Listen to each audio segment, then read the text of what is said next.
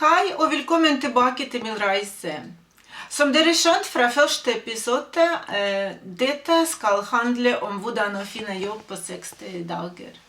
I dag vil jeg komme nærmere på målet med min prosjekt, også med verktøyet som jeg kommer til å bruke, og avgrensing.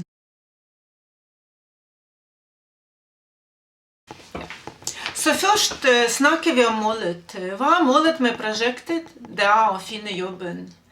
Men ikke som helst jobben, men drømmejobben. Det er målet. Vi alle vil finne jobben vi kommer til å trives med, kommer til å engasjere oss, og derfor levere og bli motivert, og som holder oss i livet. Målet er viktig. Jeg er ingen ekspert på en måte å gi dere råd. Hva er drømmejobben? Det kan jeg ikke. Men hva kan jeg? Jeg kan dele med dere min erfaring, og jeg kan dele min fagkunnskap om strategisk kommunikasjon. Ja, og dere vet at alt handler om kommunikasjon.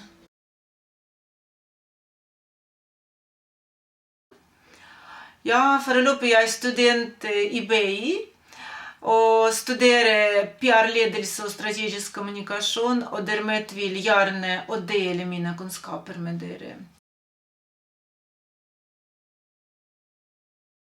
Og vi som personer, vi kommuniserer hele tiden med verden.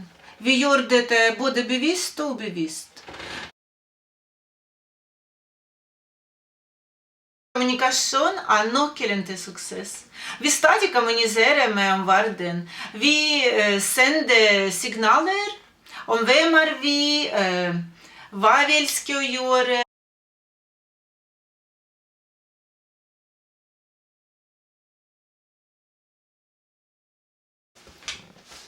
Og ikke bare arbeidsgivere. Kanskje finnes noen venner eller bekjente der ute som kan hjelpe oss til å finne drømmejobben, men de vet ikke om de vil etter akkurat denne jobben. Om man vil bruke strategi og sette seg inne i strategisk perspektiv og bruke tiden fornuftig, må man på en måte avgrense til en tidsperiode, en bestemt tidsperiode. Så da bestemmer jeg å ha 60 dager.